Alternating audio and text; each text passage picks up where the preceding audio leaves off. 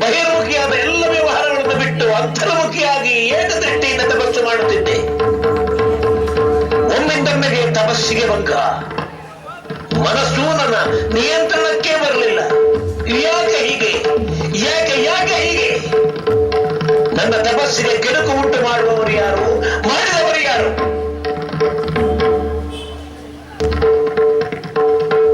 ಎಲ್ಲ ಹೆಣ್ಣೆ, ನನ್ನ ತಪಸ್ಸು ಕಲಿಸುವ ದುರುದ್ದೇಶ ಯಾಕೆ ಬಂತಪ್ಪ ನನಗೆ? ಮಹಾತಪಸ್ವಿಗರು ನೀವು. ಕಣ್ಣು ಮುಚ್ಚಿ ಏಕನಿಷ್ಠೆಯಿಂದ ನೀವು ಧ್ಯಾನ ಮಾಡುವಾಗ ಮುಕ್ಕಣ್ಣ ಪರಮೇಶ್ವರನನ್ನೇ ನೋಡಿದಂತಾಗ್ತದೆ. ಎಷ್ಟೋ ಕಾಲವಾಯಿತು ನಾನು ಇಲ್ಲಿಗೆ ಬಂದು. ನಿಮ್ಮ ದೃಷ್ಟಿಯನ್ನು ವಿಚಲಿತ ಮಾಡಲು ನಾನು ಪಟ್ಟ ಕಷ್ಟ ಹೇಳತೀರದು. ಅಂತೂ ನಿಮ್ಮ ದೃಷ್ಟಿಗೆ ಬಿದ್ದದ್ದು ನನ್ನ ಪುಣ್ಯ. ನನಗೆ ನಿಮ್ಮನ್ನು ಸಾಕು, ನಿಲ್ಲಿಸುವುದಪ್ಪ. ನಿನ್ನ ಕಾಮದೃಷ್ಟಿಯನ್ನು ಇಲ್ಲಿ ಬೀರಬೇಡ. ಹೊರಟು ಹೋಗು. ಕ್ಷಣವೂ ನನ್ನ ಎದುರು ನಿಲ್ಲಬೇಡ. ಹೇಳು ಎಂದರೆ ನಾವೆಲ್ಲಿಗೆ ಹೋಗಲಿ? ನಿಮ್ಮಂತಹ ಪುಣ್ಯ ಪುರುಷರಿಗೆ ನನ್ನ ಜೀವ ಮೀಸಲು. ನನ್ನ ಆಸೆಯನ್ನು ಹೇಳಲೇ? ಹೇಳು, ಏನು ನನ್ನ ಮನೋಭಿಲಾಷೆ? ನಾನು ನಿಮ್ಮನ್ನು ಮದುವೆಯಾಗಬೇಕು. ದುಷ್ಟ ಹೆಣ್ಣೆ, ನಿನಗೆ ಮರೆಯುವುದು ಇಲ್ಲವೇ? ನಿಮ್ಮನ್ನು ನಾನು ಒಪ್ಪೆ ಆಗಿದೆ, ಮನದಲ್ಲಿಯೇ ಒಲಿಸಿದ್ದೇನೆ. ಅತಿಥಿಗಳು ಕತ್ತಿಗೆ ನಾಚಿಕೆಯೇ? ಇದಕ್ಕೆ ನಾನು ಗಂಡ ಎನ್ನುವುದು. ನೀನು ಯಾರು, ನಾನು ಯಾರು? ನನ್ನನ್ನ ನೀನು ಒಪ್ಪಿರುವೆ. ನಾನು ಹಾಗೆ. ನಾನು ದೇವಲೋಕದ ಅಪ್ಸರೆ, ವೇಣಕೆ ಎಂದು ನನ್ನ ಹೆಸರು. ಬನ್ನಿ, ನನ್ನನ್ನು ಒಪ್ಪಿಕೊಳ್ಳಿ.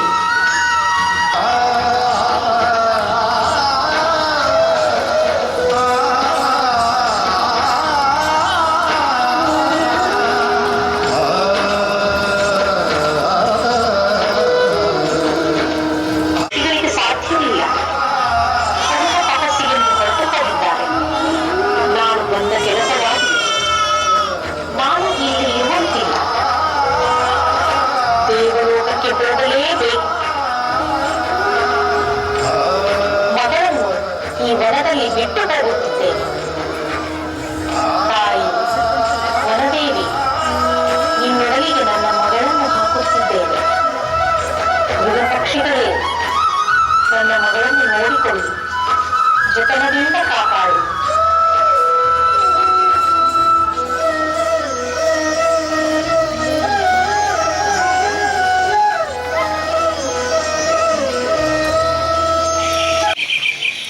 ಹಕ್ಕಿಗಳೇ, ನೀವೆಷ್ಟು ಭಾಗ್ಯವಂತರು. ನನಗೆಲ್ಲಿರಬೇಕು ನಿಮ್ಮ ಸಂತೋಷ? ದಿನನಿತ್ಯವೂ ಒಂದೇ ಕೆಲಸ. ಹಣ್ಣು ಕೊಯ್ಯುವುದು, ಮಾಡು ಕಟ್ಟುವುದು, ಸ್ನೇಹಿತರೊಂದಿಗೆ ಈ ವನದಲ್ಲಿಯೇ ಸುತ್ತುವುದು. ಅದಕ್ಕೆ ಇರಬೇಕು ಮನಸ್ಸಿಗೆ ಬೇಸರ, ಕೆಲಸ ಮಾಡಲು ಉದಾಸೀನ ಮನೋಭಾವ. ಇದೇನು ಮನ್ಮಥನ ಪ್ರಭಾವವೇ? ಯಾಕೆ ಚಿಂತಿಸಬೇಕು? ಯಾರಿರಬಹುದು ಈ ವನ ಪ್ರವೇಶಕ್ಕೆ ಕುದುರೆ? ಯಾರಾದರೆ ನಮಗೇನಂತೆ? ಯಾರೋ ರಾಜಕುಮಾರನಂತಿದೆ. ಇರಲಿ, ಬಂದವರನ್ನು ಸತ್ಕರಿಸುವುದು ನಮ್ಮ ಧರ್ಮ.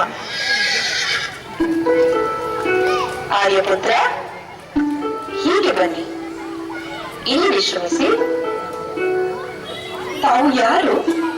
ತಾವು ಬಂದ ಕಾರ್ಯವೇನು?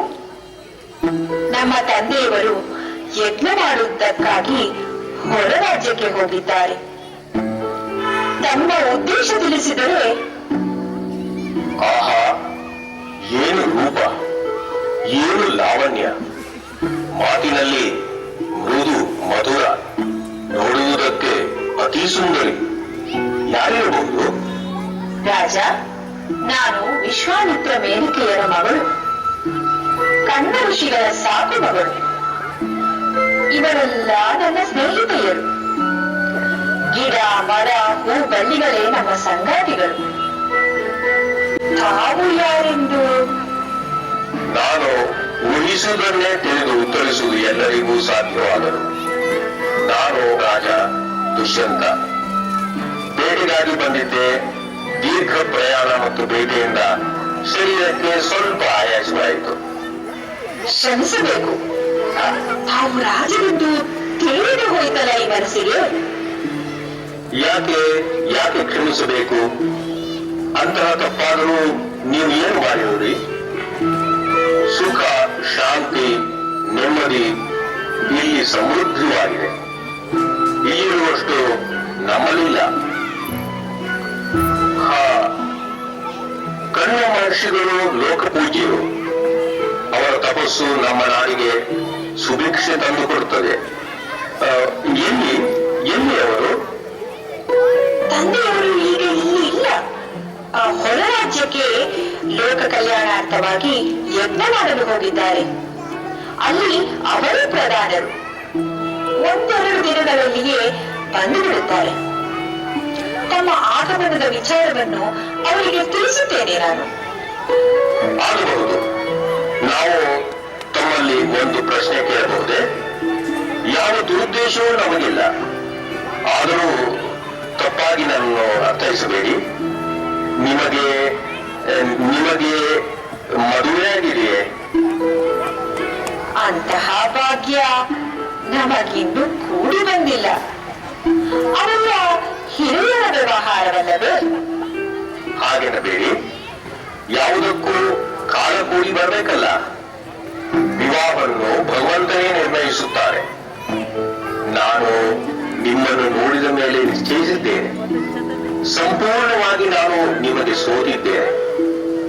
ನೀವು ಒಪ್ಪುವುದಾದರೆ ನಾನು ನಿಮ್ಮನ್ನು ವರಿಸುವೆ. ಅಪ್ಪನನ್ನು ಕೇಳದೆ ಒಪ್ಪಿದರೆ ತಪ್ಪು ಹೆಜ್ಜೆ ಇಟ್ಟಂತಾಗುತ್ತಲ್ಲವೇ?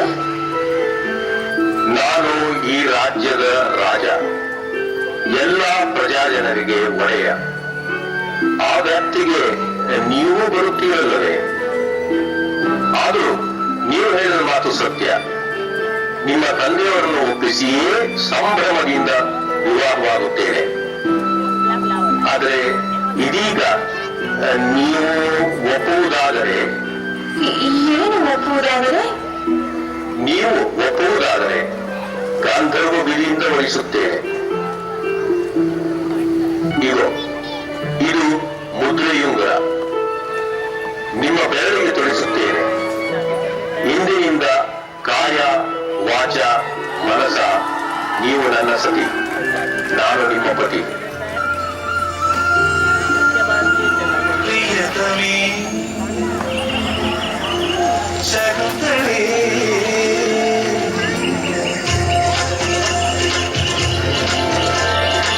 ಪ್ರಿಯತಮೇ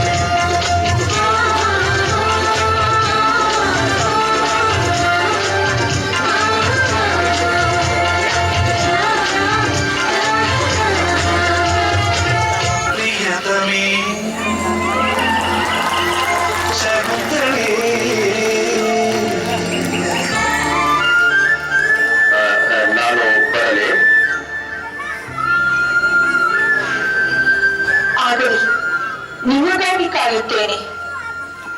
ಈ ಮುದ್ರೆಯುಂಗುರದಲ್ಲಿ ನಿಮ್ಮನ್ನು ಕಾಣುತ್ತೇನೆ.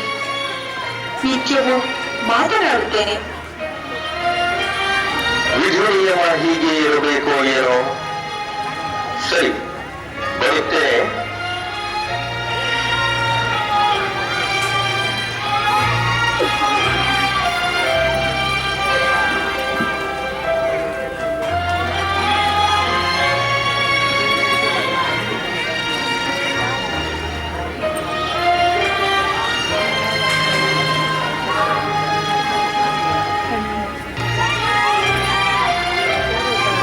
ಶಕುಂತಲೆ, ನನ್ನ ಬಲವನ್ನು ತಿಳಿದು ತಿಳಿಯದಂತಿರುವೆಯಲ್ಲ. ಯಾರ ನೆನಪಿನಲ್ಲಿ ನೀನು ನನ್ನನ್ನು ಮರೆತೆಯೋ ಅವನು ನಿನ್ನನ್ನೇ ಮರೆಯನು.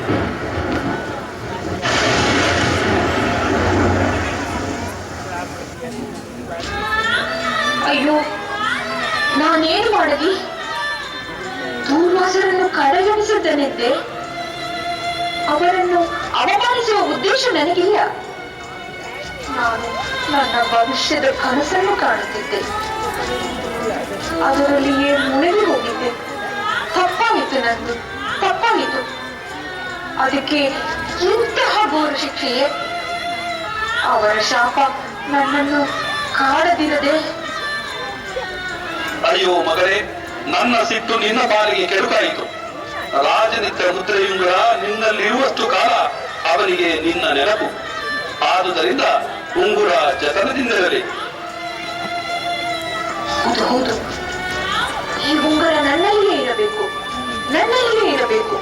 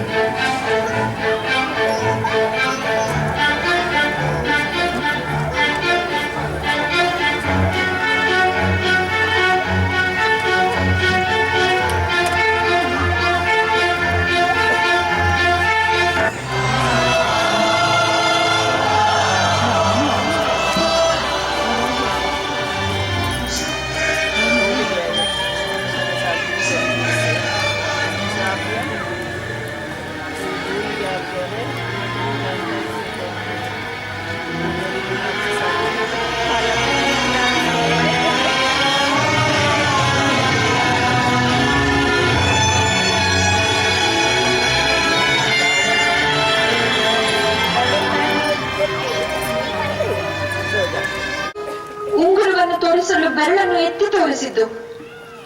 ಅಲ್ಲಿ ಉಂಗುರವಿರದೆ ಖಾಲಿ ಬೆರಳು ಮಾತ್ರ ನೋಡಿ ರಾಜಸಭೆಯಲ್ಲಿ ಎಲ್ಲರೂ ನಕ್ಕು ಹೀಯಾಳಿಸಿದ್ದು. ಅಲ್ಲಿಂದ ಅವಮಾನಿತ ಆಗಿ ಬಂದು ಇನ್ನು ಅವೆಲ್ಲ ನನಗೆ ಬರೀ ನೆನಪುಗಳೇ. ಮರಳ ರಾಶಿಯಲ್ಲಿ ಕಟ್ಟಿದ ಸೌಧಗಳು. ಇನ್ನು ಈ ಜನ್ಮದಲ್ಲಿ ನನಗೆ ಅಲ್ಲಿಯ ಭೇಟಿ ಇಲ್ಲ. ನನ್ನ ಮಗನಿಗೆ ತಂದೆಯನ್ನು ಪರಿಚಯಿಸುವ ಸಮಯವೇ ಸಿಗುವುದಿಲ್ಲ. ತಂದೆ ತಾಯಿ ಇದ್ದು ಅನಾಥ ಪ್ರಜ್ಞೆ ಅವನಲ್ಲಿ ಬೇರೂರದೆ. ಇದಕ್ಕೆಲ್ಲ ಕಾಲವೇ ಉತ್ತರಿಸಬೇಕು. ಆ ಕಾಲಕ್ಕಾಗಿ ನಾನು ಕಾಯಬೇಕು, ಕಾಯುತ್ತಲೇ ಇರಬೇಕು. ಮಗಳೇ ಶಕುಂತಲ, ನಿನ್ನ ಭಾಗದ ಬಾಗಿಲು ತೆರೆಯಿತು. ಅಂದು ದೂರ್ವಾಸರಿದ್ದ ಶಾಪದಿಂದಾಗಿ ಉಂಗುರ ಕಳೆದುಕೊಂಡುದರಿಂದ ನಿನ್ನನ್ನು ದುಷ್ಯಂತನು ಮರೆಯುವಂತಾಯಿತು. ಉಂಗುರ ಅವನಿಗೆ ಸಿಕ್ಕಿದೆ. ಮರೆತ ವಿಷಯಗಳೆಲ್ಲ ನೆನಪಿಗೆ ಬಂದು ನಿನಗಾಗಿ ಹಾತರಿಯುತ್ತಿದ್ದಾನೆ. ನಿನ್ನನ್ನು ಅವಮಾನಿಸುವುದು ಅವನ ಉದ್ದೇಶವಾಗಿರಲಿದ್ದಾನೆ. ಮಗಳೇ, ಜಾಗ್ರತವಾಗು, ಜಾಗ್ರತವಾಗು.